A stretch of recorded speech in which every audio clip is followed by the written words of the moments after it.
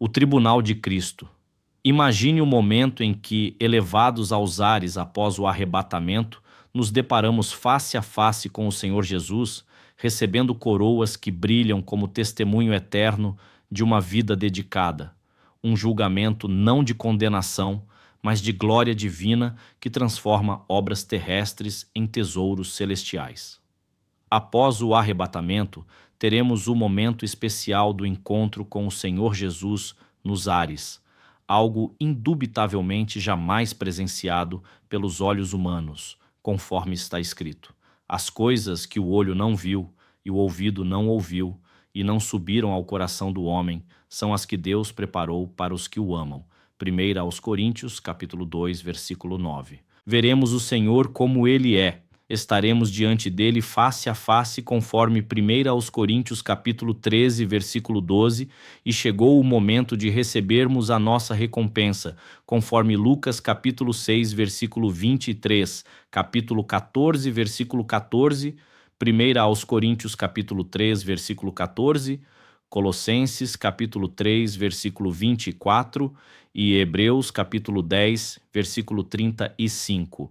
Trata-se do reconhecimento pelo trabalho desenvolvido pela Igreja, o recebimento dos galardões, conforme Apocalipse capítulo 22, versículo 12, que se dará por ocasião do tribunal de Cristo. Ninguém passará para a eternidade sem antes ser julgado pelo Senhor, conforme Romanos capítulo 14, versículo 10. Logo precisamos entender como será este julgamento, interpretando hermeneuticamente seu contexto escatológico pré-tribulacionista, onde a igreja é resgatada antes da ira, e exegética, revelando implicações éticas de fidelidade e retóricas de vitória espiritual. A Bíblia Sagrada nos indica que haverá 5 julgamentos, ocorrendo conforme descrito a seguir. Primeiro, julgamento dos crentes salvos, por ocasião do arrebatamento, conforme 2 aos Coríntios, capítulo 5, versículo 10. Segundo, julgamento de Israel para entrarem no vínculo da aliança, conforme Ezequiel, capítulo 20, versículos 34 a 38 e Daniel, capítulo 12, versículo 1. Terceiro, julgamento das nações, conforme Mateus, capítulo 25, versículos 31 a 40, capítulo 13, versículos 40 a 46. Joel, capítulo 3, versículos 1, 2 e 12 a 14. E Salmos, capítulo 9, versículo 8. Quarto, julgamento dos anjos, conforme 1 aos Coríntios, capítulo 6, versículo 3, Apocalipse, capítulo 20, versículo 10, Romanos, capítulo 16, versículo 20, Judas, versículo 6 e 2 de Pedro, capítulo 2, versículo 4. Quinto, julgamento final, conforme Apocalipse capítulo 20, versículos 5 a 11, Atos capítulo 17, versículo 31, Romanos capítulo 2, versículos 12 a 16 e Mateus capítulo 7, versículo 23. Isto posto, trataremos neste tópico sobre o primeiro deles, o julgamento dos crentes salvos por ocasião do arrebatamento. Temos 2 eventos subsequentes ao arrebatamento da igreja: o tribunal de Cristo e as bodas do Cordeiro. A palavra que o apóstolo Paulo utilizou para mencionar este tribunal é a expressão grega bema, que significa plataforma do orador, uma plataforma elevada ao ar livre com acesso por meio de degraus. Este conceito tem relação direta com os Jogos Olímpicos da época do apóstolo, cujos leitores estavam familiarizados com a ideia.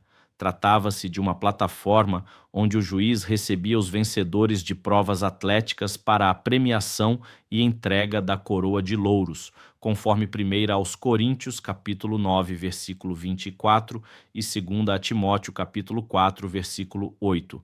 Assim será também para aqueles que vencerem e forem arrebatados. Compareceremos diante do tribunal de Cristo, conforme 2 aos Coríntios, capítulo 5, versículo 10.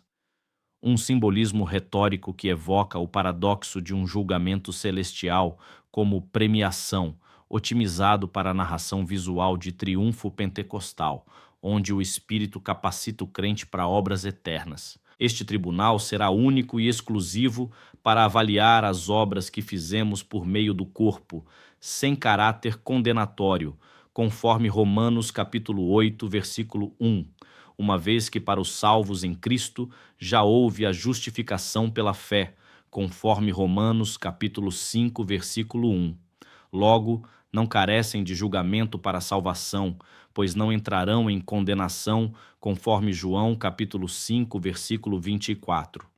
Assim, apenas as nossas obras serão apresentadas e passarão pelo fogo, provando a qualidade de cada uma delas, conforme 1 aos Coríntios, capítulo 3, versículos 11 a 13, e mesmo que todas se queimem, embora seja prejuízo, a salvação estará garantida, conforme 1 aos Coríntios, capítulo 3, versículo 15.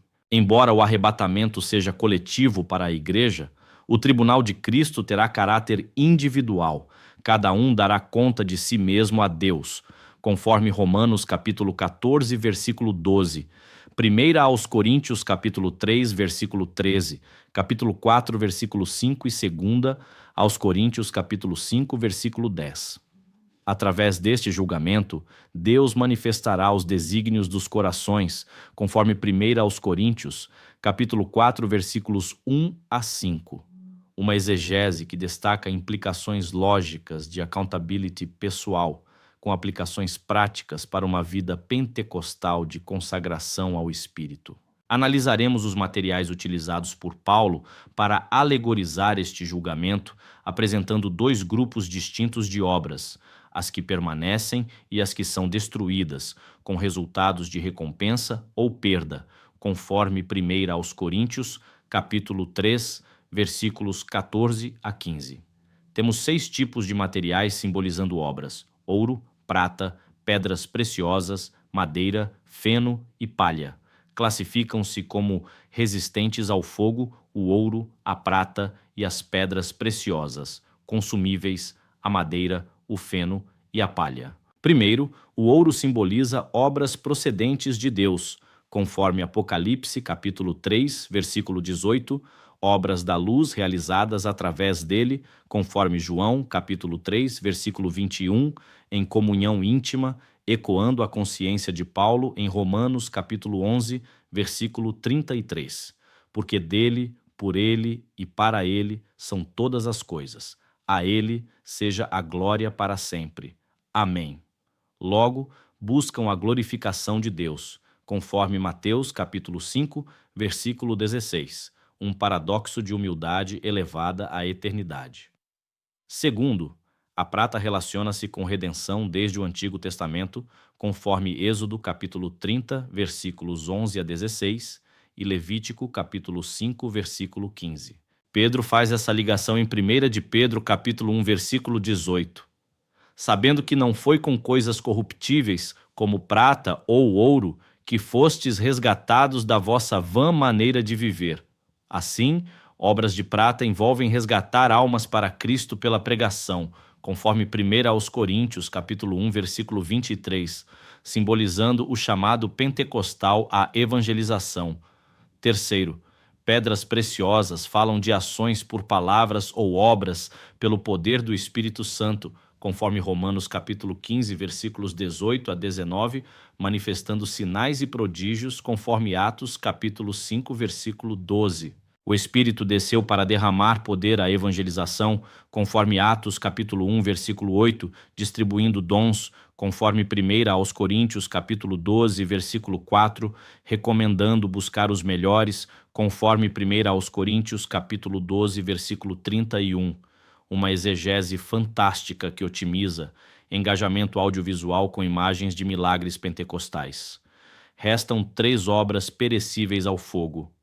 Quarto, a madeira representa o homem, conforme Marcos capítulo 8, versículo 24, obras carnais, conforme 1 aos Coríntios capítulo 3, versículos 3 a 5, semeadura na carne sem recompensa eterna, conforme Gálatas capítulo 6, versículo 8, resiste brevemente, virando cinzas. Quinto, o feno é erva seca sem vida, conforme Isaías capítulo 15, versículo 6. Obras humanas técnicas aparentes, mas vazias, conforme Mateus capítulo 7, versículos 22 a 23. Buscam fama, recompensadas na terra, conforme Mateus capítulo 6, versículos 2 a 5, paradoxo de efemeridade.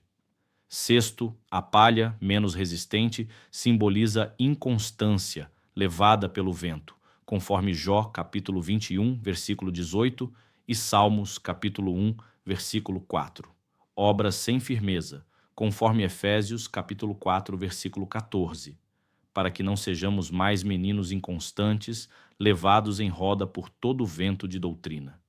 Queimam facilmente, aplicação ética para a constância pentecostal. Já vimos que o tribunal de Cristo julga obras terrestres, concedendo recompensas ou galardões.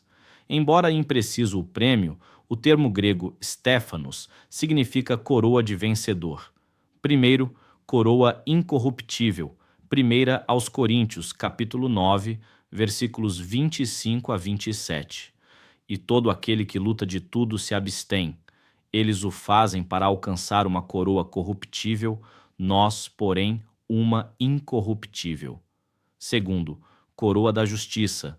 2 Timóteo, capítulo 4, versículos 7 a 8. Combati o bom combate, acabei a carreira, guardei a fé. Desde agora, a coroa da justiça me está guardada. Terceiro, coroa da vida. Tiago, capítulo 1, versículo 12.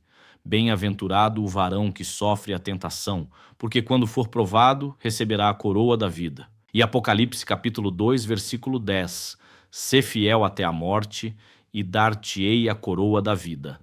Quarto, coroa de glória. 1 de Pedro, capítulo 5, versículo 4. E quando aparecer o sumo pastor, alcançareis a incorruptível coroa de glória. 2 Timóteo, capítulo 4, versículo 8, reforça.